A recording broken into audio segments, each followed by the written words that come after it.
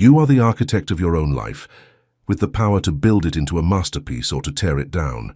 Your thoughts are the bricks and mortar of this creation, and it's up to you to ensure you're building wisely. As Emerson wisely said, the power of thought is a spiritual power, the greatest at humanity's disposal. The world we see today is a direct result of the collective thoughts of all mankind. Nations thrive in peace and prosperity, or languish in poverty and conflict, based on their collective mindset. Each individual's life, circumstances, and character are shaped by their thoughts. What you think, you become. Your thoughts are the wellspring of your actions, attracting circumstances and shaping your environment. They determine the company you keep, your happiness or misery, success or failure, health or illness, wealth or poverty, love or hate. Your thoughts can either build your character or destroy it, align you with your destiny or cast you adrift. The power of thought is limitless, a spiritual force of immense potency. It sets humans apart from animals, allowing us to reach for the divine.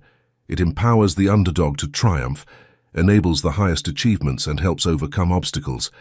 It can even transform disadvantage into advantage, enriching and invigorating life with God-given power.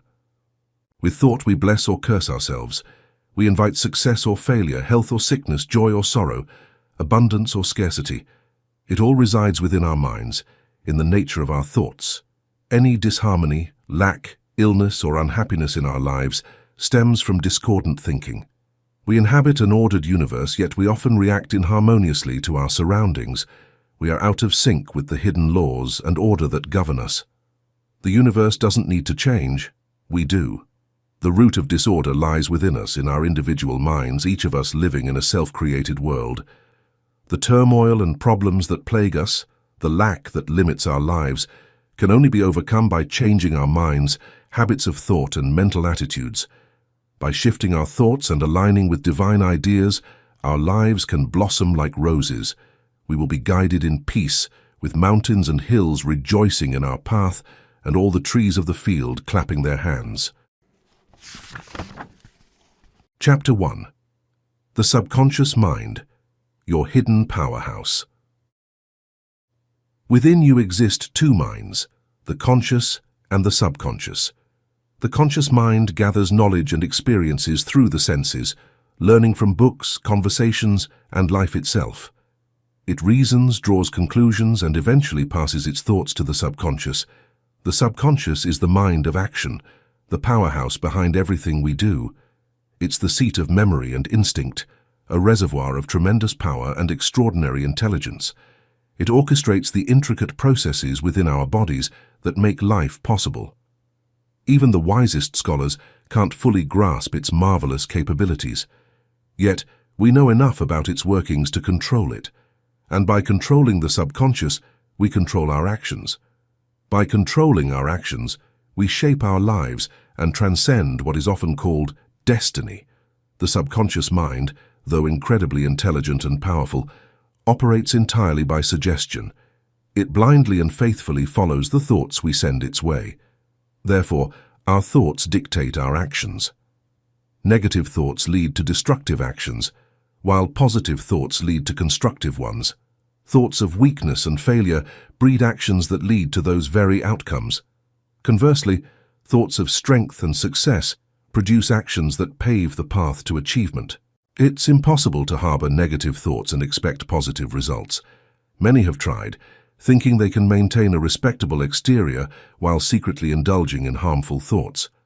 But the subconscious mind cannot be fooled. Every negative thought acts as a powerful suggestion, eventually erupting into actions that mirror those thoughts. This explains why seemingly exemplary individuals sometimes falter and fall into ruin. They are merely reaping the harvest of their thoughts. While some may lack the courage or opportunity to act on their negative thoughts, the repressed emotions they generate can manifest as chronic or organic illnesses that defy medical treatment. The same law applies to all types of thoughts we send to the subconscious. Constructive thoughts lead to constructive actions, while destructive thoughts lead to destructive ones. If we dwell on negativity, we invite negative outcomes. But if we cultivate positive thoughts even though it requires effort, we set the stage for positive actions and results. A hate-filled, resentful mind might be motivated to violence. However, the same mindset can result in a prosperous and tranquil existence if it is centered on forgiving and kindness. In the same way, a mind that is bolstered by success affirmations will flourish, whereas a mind that is filled with dread and doubt is likely to falter. When the mind is fed with uplifting and upbeat ideas, it becomes an endless supply of bravery and support in trying circumstances. It has been prepared to take on those difficulties head-on. The legislation is set in stone. Every idea we have eventually results in a deed. Furthermore, since our ideas have the power to regulate our life, we may also control our actions. Thought control leads to action control, and action control shapes our lives and surroundings, which in turn shapes our destiny. Life is not a matter of chance or luck. It's largely the result of our thoughts. By controlling our thoughts, a power granted to us as conscious beings made in the image of God, we can steer our lives in remarkable ways. We possess one of the universe's greatest powers, thought. How we utilize this power determines the course of our lives. We can build ourselves up or tear ourselves down. Whether our lives are successful, healthy, and happy, or lacking in true achievement and joy, depends on how we use this power. As we sow, so shall we reap. Chapter 2. Breaking the Cycle of Negative Thinking. Most of us don't intentionally harbor negative thoughts. We have good intentions and want to do and be good. Yet, many of us still fall into negative thinking, not out of malice, but out of ignorance. We simply don't realize how destructive these thoughts can be. We unknowingly indulge in thoughts of impurity, anger, revenge, hate, resentment, envy, dwelling on grievances and past hurts, fears of failure, weakness, lack, illness, decline, mortality, and death. These thoughts are toxic, wreaking havoc on our health, happiness, circumstances, and every aspect of our lives. They fray our nerves, paralyze our efforts, undermine our willpower, and lead to poor decisions. This is a matter of utmost importance, yet children and the general public are rarely educated about it. Due to this widespread ignorance, we continue to engage in negative thinking, much to our detriment. For example, few of us realize that it's often our thoughts, not lack of food, that lead to death in cases of supposed starvation. Yet a person voluntarily fasting for 40 days or more, under proper guidance, can not only survive, but thrive. The difference lies in the state of mind and the nature of thoughts, not the absence of food.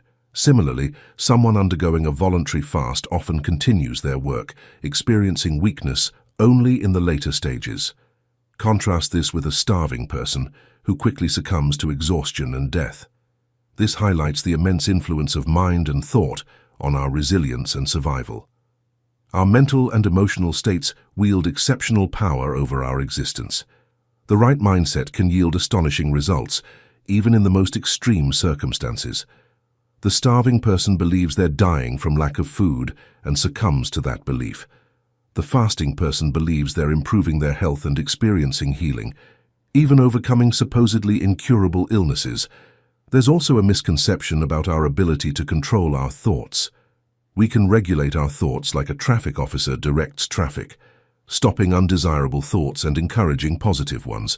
We can deliberately change the subject of our thoughts, just as we change the topic of conversation when it becomes unpleasant. With practice and persistence, anyone can master their thoughts. We don't need to be exceptionally intelligent or gifted. By consistently choosing our thoughts, we become masters of ourselves, and in turn, masters of our lives. Life isn't a matter of chance or luck. It's largely shaped by our thoughts. By controlling our thoughts, we control our actions, and by controlling our actions, we shape our lives and destinies.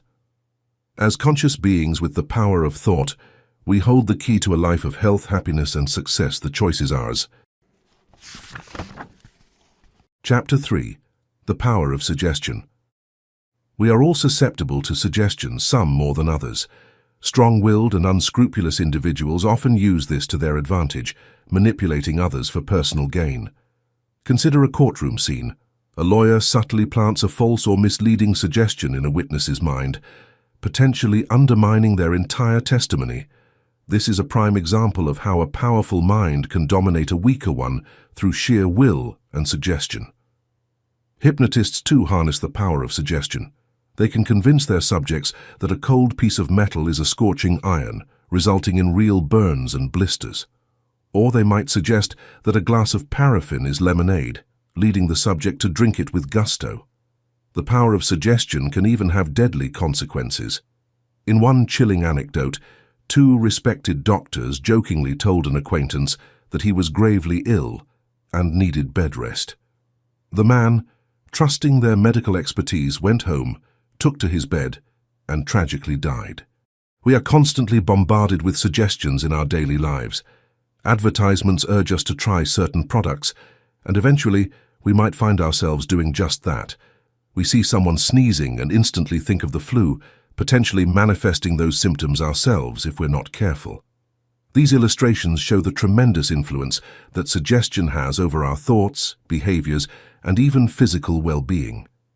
It serves as a reminder to be aware of the influences in our environment and to develop a resilient, optimistic outlook in order to fend off manipulation.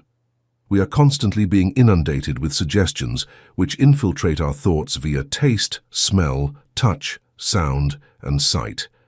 Unless we can actively oppose its impact and develop a good mindset, we will always be its victims.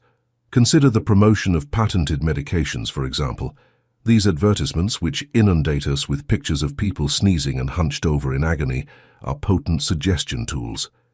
These pictures sow the germ of disease in our thoughts, leading us to feel as though we have the conditions shown. When I was younger, I can still clearly remember reading scary newspaper articles about a new disease. The idea was so strong, I started to believe I was very sick.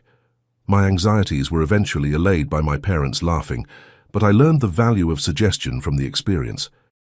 Even funny stories, such as the one about the man who thought he had every disease under the sun, except housemaid's knee after reading a medical book, have a kernel of truth to them. They demonstrate how quickly suggestions can influence us, frequently at the expense of our financial and physical well-being. Additionally, we are prone to mass suggestion, or the propensity to feel and think like the throng. People find it difficult to resist the influence of a charismatic leader who can easily win over a large group of people. This explains how normally reasonable people can fall victim to mob mentality and how peaceful people can commit violent crimes when they're with other people. Some individuals are more susceptible to suggestion than others. Individuals who are extremely sensitive and anxious are more susceptible unless they acquire the ability to build mental toughness. Though their sensitivity may make them feel inferior, when applied appropriately, advice can be quite beneficial. Temptation is another form of suggestion, a subtle and insidious one. It can be difficult to resist, even in our most noble moments. The key to overcoming temptation lies in constant vigilance, as the greatest teacher of all advised, "Watch and pray that ye enter not into temptation." Some even argue that almost everything in life is suggestion.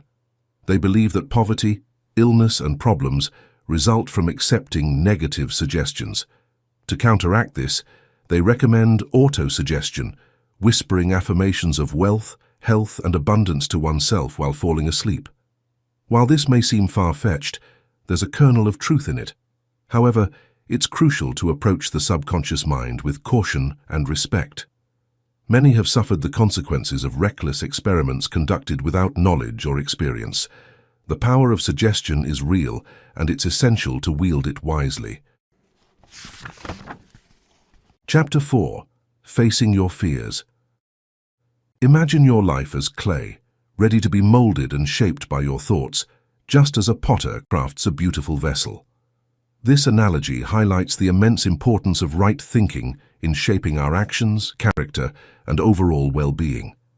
Our thoughts are the architects of our reality, influencing our decisions, actions, and ultimately, the outcomes we experience. When we embrace the right thinking, we gain the power to overcome harmful suggestions and negative influences. We realize that our circumstances are largely a reflection of our thoughts. If we allow ourselves to dwell on life's challenges and setbacks, we will inevitably struggle to overcome them in reality. However, When we confront and conquer these difficulties within our minds, we pave the way for real-world victories. It's not enough to simply avoid negative thoughts. We must actively engage with life's challenges, facing them head-on with courage and determination. This doesn't mean obsessing over problems, but rather approaching them with a problem-solving mindset. The key is to replace worry and fear with a proactive approach, seeking solutions and focusing on positive outcomes. The world is divided into two types of people: those who conquer life and those who are conquered by it. The difference lies in their thinking. Those who overcome life's challenges are those who have mastered their thoughts, while those who are defeated are often held back by their own negative thinking patterns. The secret to overcoming life's obstacles lies in the victory of thought. When we consistently conquer challenges within our minds, we develop a strong and resilient mindset. With a strong mind, we can overcome any obstacle that comes our way. The mind becomes powerful and grows in strength as it faces difficulties in thought. It advances towards the challenge, fueled by the full force of our will, and ultimately emerges victorious on the other side. This process of overcoming challenges in thought creates an internal power that accumulates over time. When we encounter difficulties in real life, this accumulated power empowers us to navigate them successfully. This is vastly different from worrying, which is destructive and only serves to amplify fear and create negative thought patterns. While we should not dwell on worries or imaginary fears, we must confront our challenges with courage and determination. We must never run away from them, as this is perhaps the most negative and destructive approach we can take. Instead, let us embrace the power of right thinking, shaping our lives with the skill and intention of a potter crafting a masterpiece. Those who refuse to face their difficulties and continually evade the issue are often the biggest worriers. Avoiding problems in your thoughts only amplifies them, creating more to worry about. It's crucial to understand that we must overcome challenges in our minds before we can triumph over them in reality. While the advice to forget your problems and think of pleasant things can be helpful when applied positively, it often has a negative impact. When used negatively, it weakens the will, robs you of initiative, and destroys your power to decide and act. Instead of avoiding the issue, when thoughts of an impending problem or difficulty arise, we should confront them with courage. Affirm your ability to overcome the challenge and emerge victorious. By consistently facing these thoughts with affirmations of power, overcoming, and victory, you will develop a powerful mental habit. When the time comes to face the difficulty in real life, you'll discover a newfound strength and resilience. This practice of confronting thoughts of failure, difficulty, or fear has a profound effect on the subconscious mind. It receives clear direction and understands what is expected of it. As a faithful servant, it won't let you down. These affirmations can take various forms, depending on your personal preferences. Some may find solace in biblical or devotional affirmations, while others may prefer a more psychological approach. Choose the form that resonates with you most, as it will be the most effective in the present moment. As you cultivate this habit of mentally confronting difficulties with a victorious mindset, your life will transform dramatically. Your character will improve beyond measure, and you'll find yourself overcoming challenges that once seemed insurmountable. New opportunities and possibilities will open up before you as you discover your ability to shape your character and, consequently, your life. For those who think in mental images, the nature of their lives and circumstances often depends on the character of those images. If these images are filled with problems and failures, it's essential to transform them into their positive opposites. By replacing mental images of failure, poverty, disaster, accident, illness, and death with images of success, prosperity, health, protection, and a happy life, you pave the way for these desirable states to manifest in your reality. Mental imagery is a powerful form of thought, and its correct cultivation is of utmost importance. It fosters a positive mental state and strengthens your character, making you capable of achieving things you previously thought impossible. Embrace the power of mental confrontation and watch as your life transforms into a tapestry of success, resilience, and unwavering confidence. Chapter 5. overcoming pessimism and embracing goodness. Do we inhabit a malevolent universe, victims of a cruel and capricious fate, or do we reside in an ordered cosmos where goodness and love are the underlying principles? It's a question that haunts us, and for many the answer leans towards the former, fueling subconscious fears and a pessimistic outlook, even if we outwardly appear otherwise. This inner pessimism casts a long shadow, influencing our lives in profound ways. As the saying goes, belief in evil tends to produce evil, belief in failure tends to produce failure, and so on. What we need is a fundamental shift in our beliefs, which will naturally lead to a transformation in our thoughts. The truth is, we live in an ordered universe even if we ourselves are not yet aligned with it. Our true environment is one of perfect order and harmony. The hidden law of life is love and cooperation. Renowned biologist Reinheimer teaches that in all of nature, both plant and animal, health and progress flourish when this law of cooperation is obeyed. Conversely, disease and disorder follow its violation when predatory or parasitic practices replace service and cooperation. To tap into this harmonious reality, we must first believe that we live in an ordered universe and that life is fundamentally based on love. We must also acknowledge that the cause of our own misfortunes or disorder lies within ourselves. We are not yet in harmony with life, nor are we living in obedience to its fundamental law. Harmony, peace, true success, and a worry-free life are only possible when we align ourselves with life, with the ordered universe in which we reside.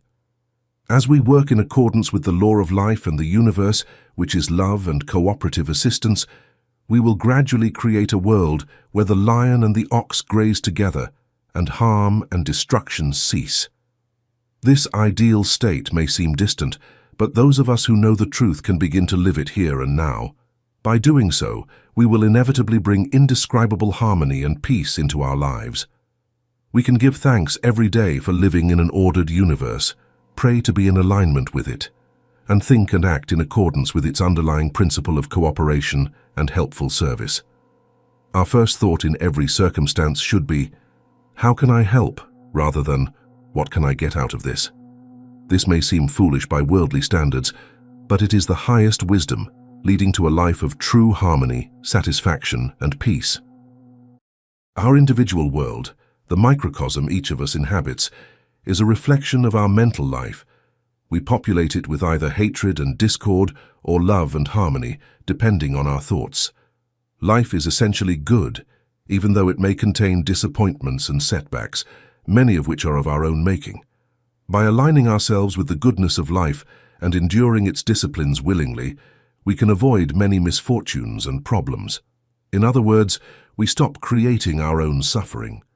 Life is a character builder, and by embracing its lessons we can create a life of joy, peace, and fulfillment.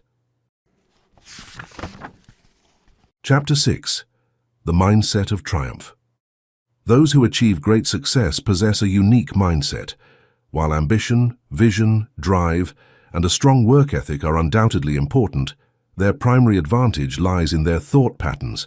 They think in terms of success, achievement, abundance, and prosperity. Over time, life tends to reflect the thoughts we habitually entertain. If we consistently focus on success and prosperity, we will eventually manifest these qualities in our lives to the extent of our individual capabilities. While not everyone can reach the pinnacle of their field, each of us can ascend to the highest position our unique talents allow. With the exception of those who believe they can do anything and everything but ultimately excel at nothing, we can all achieve far more than we might imagine. We possess hidden abilities that lie dormant, waiting to be unleashed. Our capabilities expand as our responsibilities grow, and we often surprise ourselves with the power and skill that emerge to meet life's demands. In contrast, those who consistently struggle, despite their hard work and desire to succeed, often share a common mental habit. They think in terms of lack and failure. This mindset subtly influences their actions and decisions, leading to circumstances that perpetuate their struggles. Individuals with similar abilities can experience vastly different levels of success. While one may seem fortunate and the other unfortunate, the true cause of this disparity often lies in their minds. One possesses a fixed idea of success and achievement, which acts as a central point around which their thoughts revolve. The other is burdened by a fixed idea or fear of failure, which constantly undermines their efforts and saps their energy. While some may inherit a success mindset and others a failure mindset, this doesn't mean the latter are doomed to a life of underachievement. By consciously changing their thoughts, they can transform their fixed idea of failure into one of success. This shift in attitude redirects their thoughts, gradually changing their entire being. As they rise like a cork in water, instead of sinking like a stone, they reach new heights in their chosen profession or vocation. They discover ample space at the top, simply because so few utilize their minds constructively. They become one of the favored few, not by chance, but by harnessing the power of their minds as creative instruments, rather than merely tools for routine tasks. True success isn't solely measured by money or fame. It's found in service, in the cooperative contributions we make to the world. This is where we discover genuine happiness and fulfillment, the essence of lasting success. While money and fame may bring temporary pleasure, they are hollow without the satisfaction that comes from helping others. Service and cooperation, combined with efficiency, make us indispensable in our chosen field. In the long run, the quality of our character speaks volumes. Those who prioritize personal gain over service and integrity may experience fleeting success, but they often face ruin and dishonor in the end. Therefore, our thoughts should not solely focus on personal achievement, but also on service and helping others. Instead of constantly asking, "What can I get out of this?" we should focus on how we can be of use to others.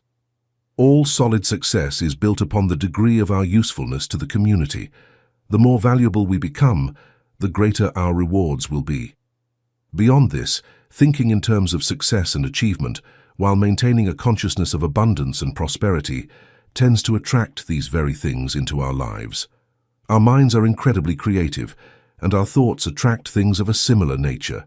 We can either draw in opportunities for success and abundance, or create circumstances of failure and lack. The root of success comes from within our thinking. We need to teach our minds to think productively, rather than allowing them to wander aimlessly. While others squander their leisure time, we ought to deliberately occupy our minds with constructive, goal-oriented thought. When we have a constant ideal in our minds, it will come to mind naturally and effortlessly. This positive way of thinking drives us to work hard and strive, while others enjoy transient joys. This is a source of happiness rather than a burden. It reawakens our excitement and makes everything appear relatively simple. Opportunity will knock eventually, right when we need it most. This is as sure as the sun rising and setting. However, a word of caution: success can become our master, and we its slave. It's crucial to choose the highest form of success. Often, we don't have a choice, as our ambition is innate. Consider the story of a poor boy with a basic education who became an ordained missionary, a seemingly impossible feat for someone in his position. Whether he chose his vocation or it chose him, his life of service, sacrifice, and tireless work, despite the hardships, brought him true satisfaction. True success lies in service and in making the world a better place for others.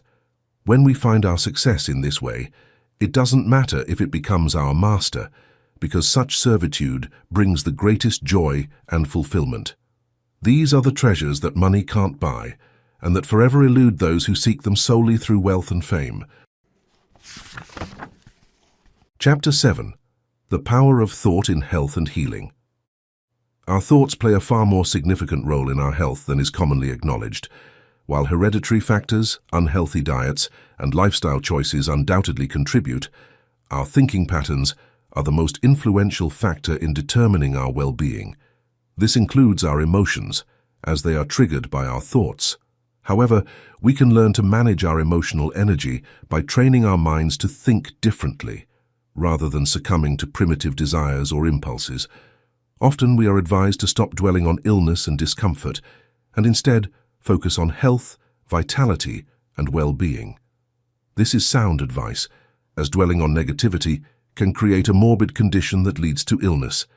Thinking of ourselves as whole, healthy and full of life, joy, and energy can only be beneficial. While visualizing ourselves as the embodiment of perfect health and vitality is a positive first step, it's not the ideal method. There are more effective approaches we can adopt to improve our health. The roots of ill health run deep, and in this brief exploration, we cannot delve into a comprehensive study of the underlying causes of all diseases and disorders. However, we can highlight three fundamental emotional states that rob us of our health: sensuality, resentment, and anxiety.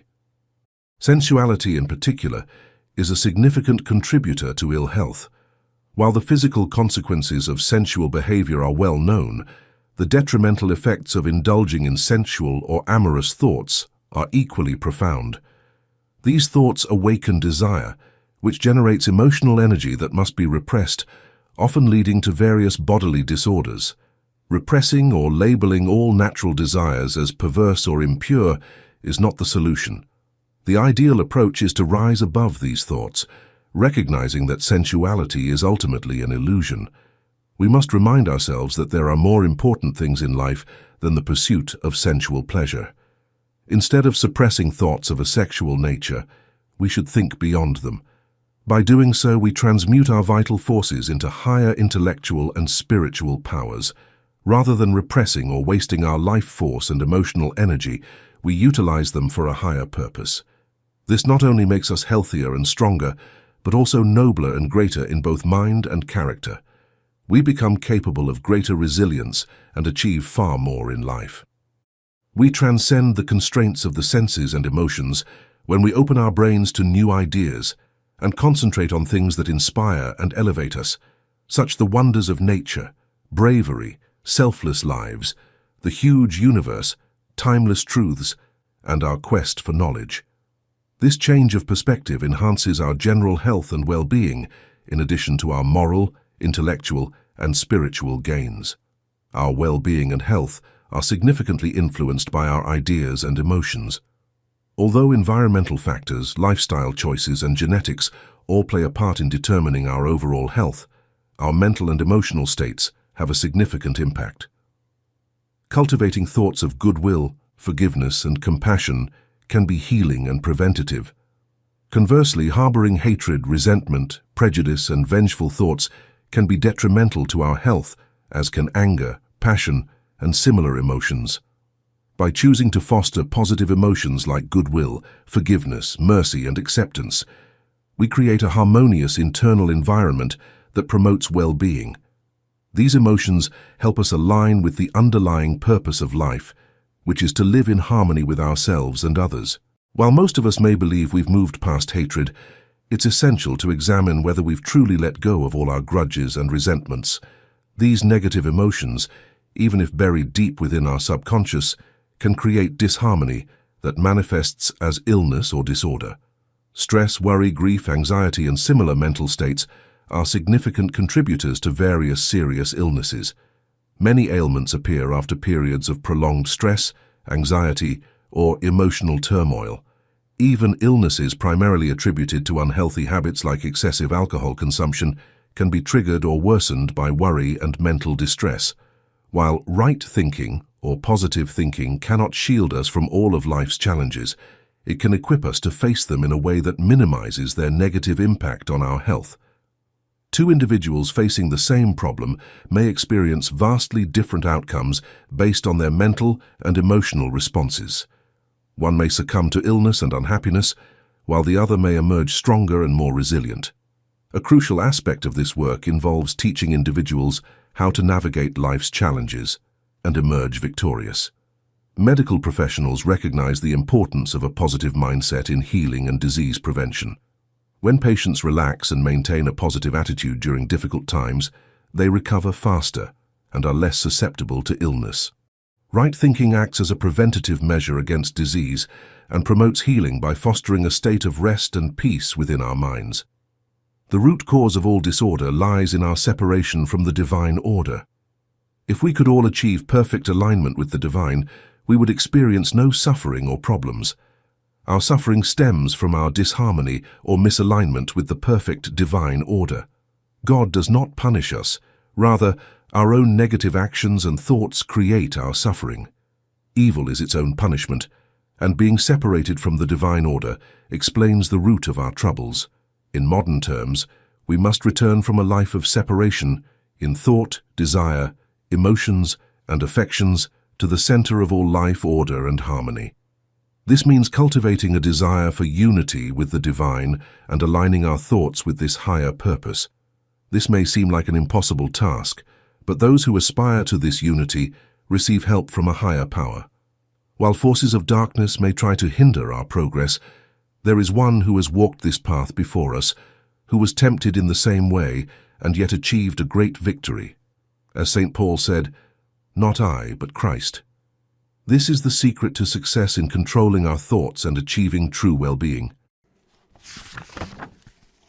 Chapter 8. The Magnetic Power of Thought. Deep psychological truths can be found in two well-known proverbs. "A man is known by the company he keeps," and "birds of a feather flock together." Our thoughts are a major factor in this attraction. The people and situations we draw into our lives are a direct result of the thoughts we have. Our inner selves become visible to the outside world as our thoughts get permanently carved onto our faces. Mostly, though, what pulls people to us is the magnetic force of our thoughts. Our ideas draw not only other like-minded people, but also related ideas, situations, and chances.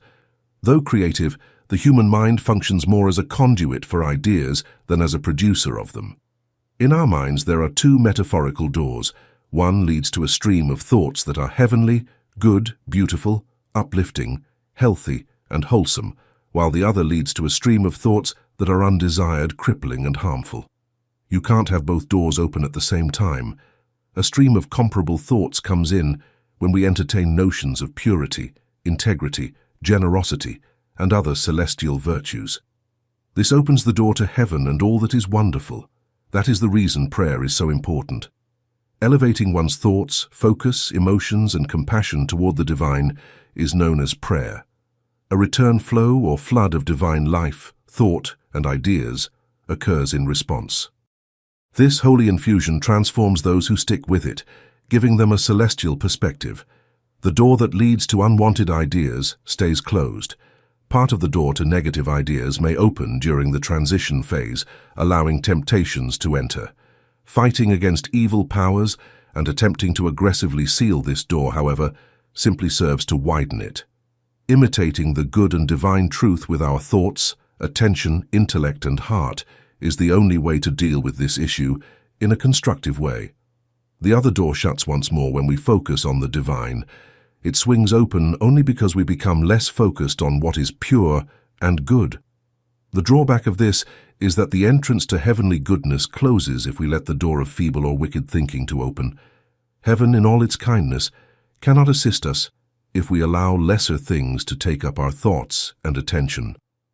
This is where the value of faith comes in.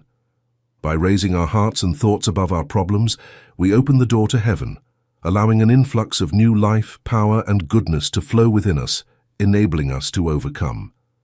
However, as soon as we look down and dwell on our problems, the door to heaven closes, while the other door opens, allowing a stream of destructive thoughts to weaken us. By refusing to dwell on our problems and difficulties, and instead looking with faith towards heaven, and thinking of divine perfection or reality, we are liberated in two ways. First, the spiritual source of problems is closed off, and second, we open ourselves to receive a constant stream of heavenly influences. We not only attract one of these two streams of thought and influence, but also create an atmosphere around ourselves, either attractive or repellent. This atmosphere, aura, or personal magnetism attracts or repels people and opportunities. To create an attractive atmosphere, we must feel goodwill towards those we encounter. We must be eager to serve and help, and we must have the right thoughts. Flattery is unnecessary and should be avoided. The key is to remember that regardless of our vocation or position, we are like magnets, attracting others through inner goodwill and kindness, not by obligation or against their will. We must attract others not to serve our own selfish ends, but to bless, help, and make them happy. Our goal should be to bless and serve. The lessons in this chapter could seem unrealistic or utopian to some people. Some could contend that as soon as someone starts to think morally and aim higher, they come under attack from forces that appear to be malevolent. There's more to the story, even though this may be accurate. Help comes from above for those who desire. Life, health, strength, and blessings come towards us each time we raise our gaze and think on a higher plane. No matter how strong the evil power that targets us is, we are given more strength by our elder brother than by it. This higher power is the one who can and does assist us in our endeavors to ascend to higher and better things, since he has gone before us, conquering and overcoming. Chapter 9. Achieving True Success and Spiritual Fulfillment. In this book I may have dwelled on material achievement, but my primary reason for doing so is our duty to serve our time and generation, and to be as great and useful in service as possible. I do not advocate for selfish success. Our ambition should not be about how much we can get, but how much we can give in service to the world.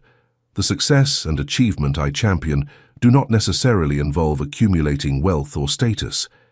They can mean dedicating one's life to missionary work or other forms of selflessness and devotion to others.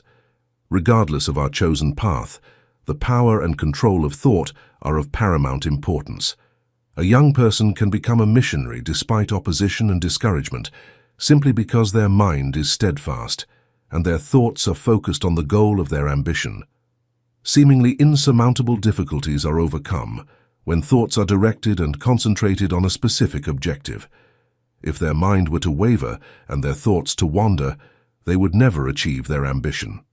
It's important to note that if we wholeheartedly pursue success, it eventually becomes our master. Initially, success may seem elusive, driving us to greater lengths, demanding constant self-denial and sacrifice. Eventually, we find ourselves committed to a life filled with responsibilities and a certain level of importance, from which we cannot retreat without losing our dignity. At this point, we discover that success, instead of being our servant, has become our master, and we its slave. Therefore, it's important to set limits on our material ambitions. However, there's no reason to limit our spiritual aspirations. If we succeed in our pursuit of God, only joy awaits us when we discover that success has become our servant and we its master. It's not widely recognized that a high degree of spiritual attainment is impossible without thought control. Brother Lawrence, the great exponent of the practice of the presence of God, is a prime example. This humble servant of God, who worked daily among pots and pans in a monastery kitchen, discovered that by training his thoughts to always flow towards his Lord, he became constantly aware of his presence. Brother Lawrence made a revealing observation. He felt more conscious of the divine presence while washing greasy pots and pans than when he was in his cell engaged in devotional exercises.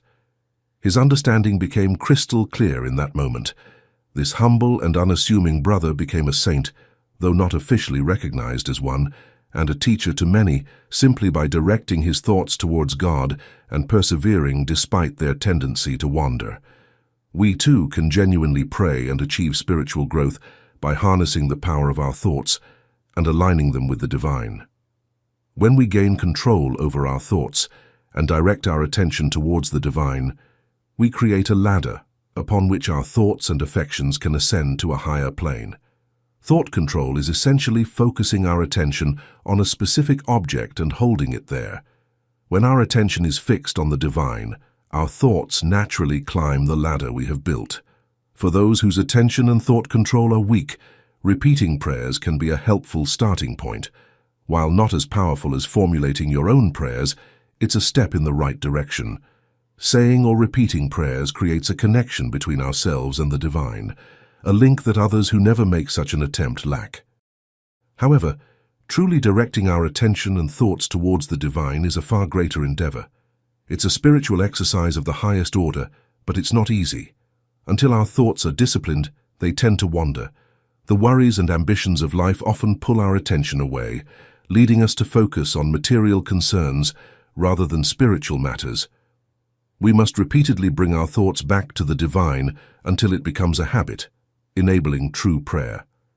There are many levels of prayer: supplication, praise, thanksgiving, meditation, and contemplation. The latter two are advanced forms, only possible with a near-perfect degree of thought control. Mastering our thoughts isn't just necessary during prayer. It's equally important throughout the day as we deal with the mundane aspects of life. We can all share in the experience of Brother Lawrence, who discovered that his ordinary, disliked work became enjoyable through the divine presence. Tasks that once seemed difficult and overwhelming became manageable once he learned to let the Lord help him through his presence. By frequently turning our thoughts and aspirations towards the divine, we receive tremendous help and strength. Even our work, which may be unpleasant in itself, can be transformed and made enjoyable through the realization that it's a service of love to our fellow beings. We become aware of a new companionship. We are not alone, as there is someone with us, helping us to make life more noble and to become more faithful workers and servants. The result of this practice is the development of a new and finer character, one that is eternal because character never dies. We become entirely new creatures. We may not be religious or saintly in the conventional sense, but we become nobler, truer, and finer individuals, for whom the world will have reason to be grateful. The inner or spiritual life is very real. Two individuals may awaken spiritually and desire to live a more noble and elevated life. One may succeed, while the other, after a hard struggle, may revert to their old ways. The difference lies in their ability to keep the flame of their inner life alive. The one who succeeds perseveres in true prayer, directing their thoughts towards God and continually elevating them to higher and better things. The other neglects prayer and fails to maintain control over their thoughts, causing their spiritual life to wither and die from lack of nourishment. Temptation then floods in, and the battle becomes too much for the one who is not fortified by prayer. They give up and return to their old life, simply because it seems impossible to do otherwise. The fault lies not in the strength of temptation, but in the individual's isolation from the sole source of infinite power due to their neglect of prayer and lack of perseverance in controlling their thoughts. The importance of training our thoughts to turn away from unworthy things and towards those that are noble, true, beautiful, and worthwhile cannot be overstated. It is no wonder that books are written and magazines published on this very subject. Chapter 10. The Fearless Mind. Fear is a formidable force, responsible for more misfortunes in our lives than we often realize. Those who lack fear seem to enjoy a special kind of protection. A dog, for instance, won't attack someone who shows no fear. Even in dangerous sports, the more fearless and daring one is, the more likely they are to emerge unscathed. Consider the story of Daniel in the lion's den. The lions couldn't harm him simply because he was fearless. It was only necessary for the Lord to remove all fear from him for Daniel to be perfectly safe. Missionaries have shared similar experiences when facing hostile crowds. Their fearlessness allowed them to walk unharmed into what seemed like certain death. This absence of fear isn't just protection against physical dangers, it also shields us from infection and disease. Napoleon famously visited plague victims to demonstrate that the disease couldn't affect those who didn't fear it. I once knew a man who regularly visited smallpox and plague hospitals, but never contracted either disease, despite kneeling and praying by patients' beds, inhaling countless microbes. His only safeguard was his mindset. He refused to believe that germs could harm him. He trusted in God, and therefore had no fear. This demonstrates that it's not always the microbes themselves that make us susceptible to illness, but rather a fearful mindset. Two people exposed to the same infection may have different outcomes. While one may fall ill, the other remains unaffected. While we might attribute this to robustness or a stronger immune system, it's often the power of the mind that plays a crucial role. Those with a more positive mindset tend to be more immune. Given the importance of fearlessness, how can we overcome our inherent fears? Most of us harbor some form of fear, whether it's fear of failure, illness, or something else lurking in the shadows of our minds. To conquer these fears, we can adopt a similar approach to comforting a child afraid of the dark. First, we reassure ourselves that there's nothing to fear. Then, we can reason with ourselves, reminding ourselves that the world is the same whether it's dark or light, and that the things we fear exist only in our minds. If that's not enough, we can invoke a sense of divine protection, reminding ourselves that we are not alone. We can affirm that there's nothing in the universe that can truly harm us. This isn't empty boasting, but an affirmation of truth. By aligning ourselves with the divine order of the universe, we tap into a power that nothing can destroy. We are backed by the full force of hidden divine forces, propelling us towards the glorious fulfillment designed for us. If these affirmations seem too advanced or abstract, we can choose our own words that resonate with us. The key is to follow the same process. First, acknowledge the fear, then replace it with a positive affirmation.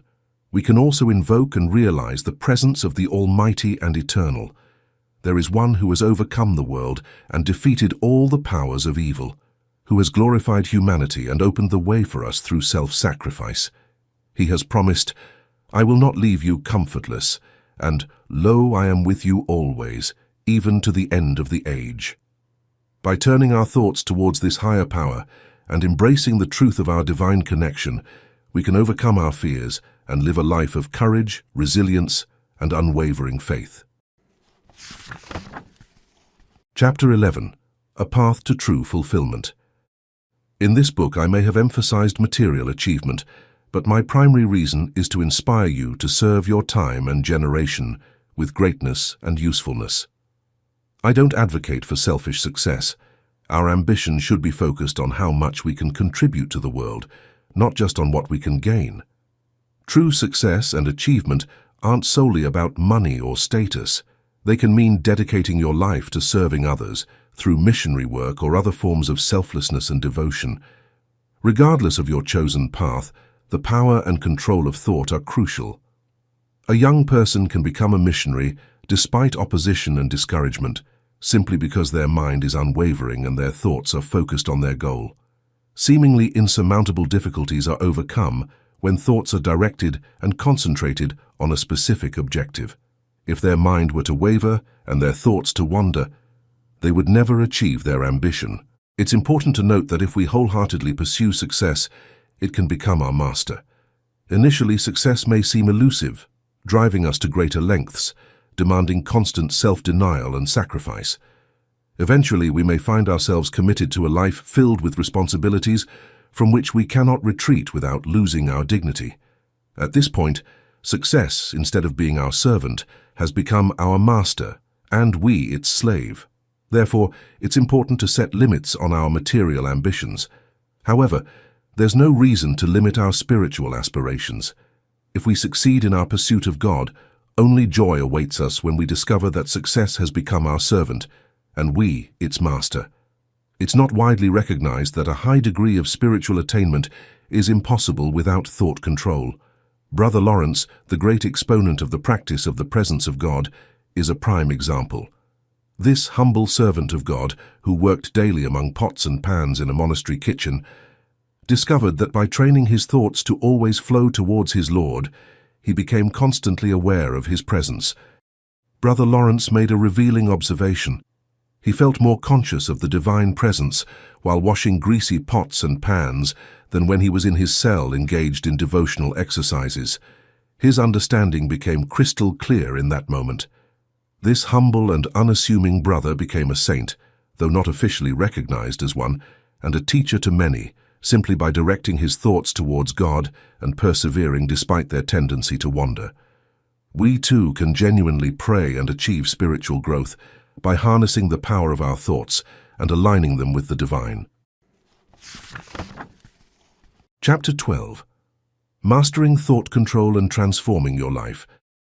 It's natural to think that once we discover the immense power of thought, we can simply wield it as we please. However, this is a grave misconception. Thought is so potent, and its effects so far-reaching, that we must train our thoughts to align with the inner laws of the universe. We are each part of a greater whole, with God as our Father or center, and every person as our sibling. We are servants to one another, and until we realize this, we cannot be in harmony with life and the universe, not only in our actions, but also in our thoughts. If we have a flawed understanding of life, all our thoughts will naturally be flawed as well. Just as we can only conquer nature by obeying its laws, we can only conquer life by obeying its laws. If our thoughts are not in harmony with the purpose of life, we become like blemishes on the cosmic body. Only when we become brothers and sisters to humanity, living in tune with the laws of life and the grand scheme of the universe, can we experience true harmony within ourselves. Only then can our lives reach their full potential in the highest sense of the word. It's possible to demand from life and get what we want. This leads to success, achieved through hard work and sacrifice. We all have to pay for our achievements. Those unwilling to pay cannot achieve anything. It's precisely because achievements demand so much from us, in terms of character, patience, perseverance, and sacrifice, that they are valuable as character builders. Maintaining success and remaining uncorrupted by it requires even greater qualities of character than achieving it in the first place. However, all these achievements cannot bring happiness or harmony if they are demanded from life selfishly, without considering others or God. There can be no happiness, peace, or harmony if we demand from life with a self-centered attitude. There may be a time in our lives when it seems like everything is in our hands and we are masters of our destiny, captains of our souls. This can spur us to achieve and conquer, leading to experiences that prepare us for greater things. This is all good, but sooner or later, we realize that while we are, in a sense, masters of our destiny, there is a divine power shaping our ends. There is an inner harmony to which we must correspond. We belong to a greater whole, in which we occupy a place and of which we are a part. We can only enter into harmony with this whole by becoming less selfish and more universal. In other words, we must love God and love our neighbor, and instead of imposing our will on life, instead of becoming a center around which everything else must revolve, instead of demanding and compelling, we must love and serve God and humanity, life and the world, to enter into the harmony of the whole. The inner law of life is love, but it's better understood as cooperation. To the extent that we think, act, and feel in accordance with this law, we find true happiness, peace, satisfaction, and things more precious than gold, things that no wealth can buy. This is why we must train ourselves to have thoughts of goodwill instead of hatred and resentment, of cooperation instead of selfish acquisition, of service instead of personal gain. Only then can we become brothers and sisters to humanity, and only by becoming brothers and sisters to humanity can we enter into harmony or a state of unity with the inner harmony that is divine. We live in an ordered universe because behind the disorder of life's surface lies a divine inner order. This divine order would find its external expression if every person were in harmony with it. But the ego stands in the way. Love, goodwill, and cooperation are the keys through which each individual can access that inner harmony and order. By finding our own entrance to this harmony, we make it easier for our fellow beings to find their way as well. Conclusion. This audiobook has revealed us a profound and transformative truth. Our minds have the power to shape our reality. Through Hamblin's work, we understand that our thoughts and beliefs not only influence the quality of our lives, but are also the key to unlocking a future full of possibilities. By adopting a positive and constructive mindset, we can attract what we truly desire into our lives and achieve our goals more effectively. This book not only provides inspiration, but also practical tools for those looking to improve their circumstances and discover the unlimited potential of their minds. Ultimately, the power of thought invites us to take control of our inner life, thereby creating a happier, more successful and fulfilling existence.